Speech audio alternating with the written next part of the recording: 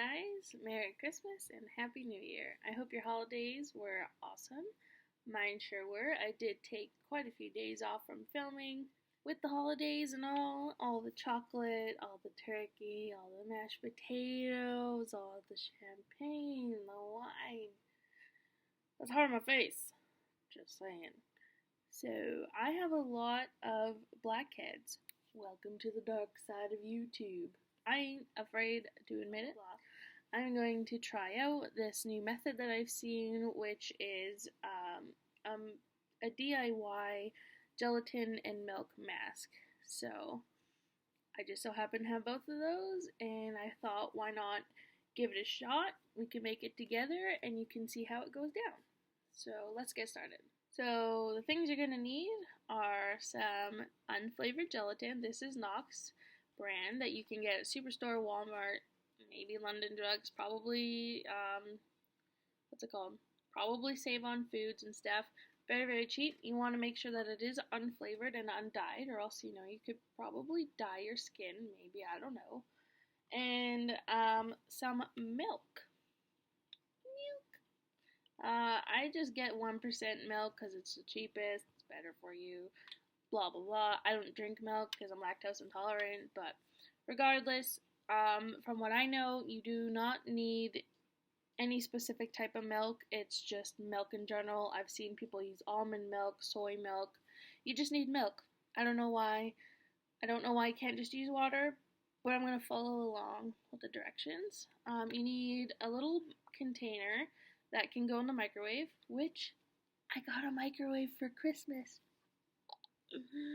Way too excited about that. Regardless, you need a spoon and gelatin, as I learned with Halloween, Rex brushes, and just use stuff that you can throw away. So I'm using a plastic spoon that I'm going to measure out and mix and apply onto my face. You can use an old foundation brush or maybe a cheap paintbrush, but I don't feel like sacrificing one of my makeup brushes, and all my painting brushes are really tiny.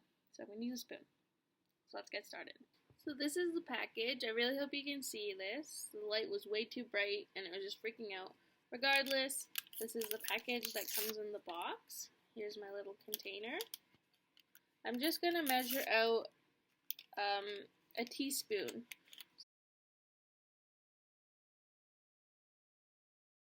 I'm going to start off with a teaspoon of milk, and I'm going to see how the consistency is. I might need to add a little bit more. Another teaspoon of milk, because this is way too clumpy. I'm going to give this a shot for now, because I am putting it in the microwave for 10 seconds at a time.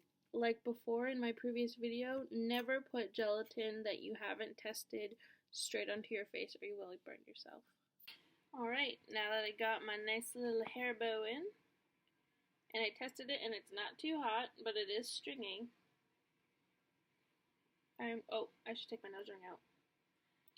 I'm going to apply a pretty thick and generous layer on all my problem areas. Mainly my nose is pretty rancid.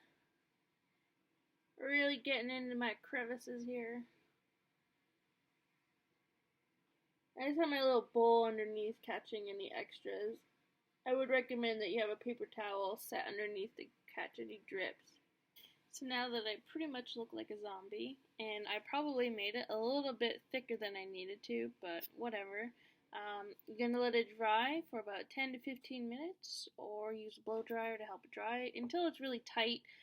Gelatin does take a little while to dry up completely, and then you're going to peel it off. You want to do a thick layer, because if you do it in thin layers, it's just going to keep flaking off on you. So the thicker, probably the better, but by doing that, it will take longer to dry. So I'm going to go ahead and use my hair dryer and help speed up the process, and then I will peel it off.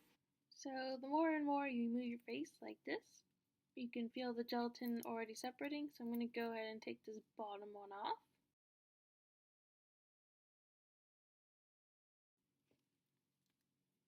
Now I'm going to take the forehead one off, which I'm a little skeptical. It might be a little bit wet in the middle, but that's okay. And now the main event. Alright, it wasn't too bad, I guess.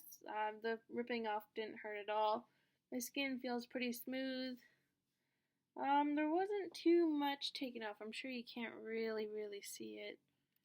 Well, that's pretty gross to see it anyway. But I can't really find. Well, there is some. Like, I can definitely see that it took some, and it also obviously ripped out some hair. Yeah, it was all right. I think next time, and for recommendations, I would suggest that you wash your face with a pore opening face wash, or maybe heat up your face first.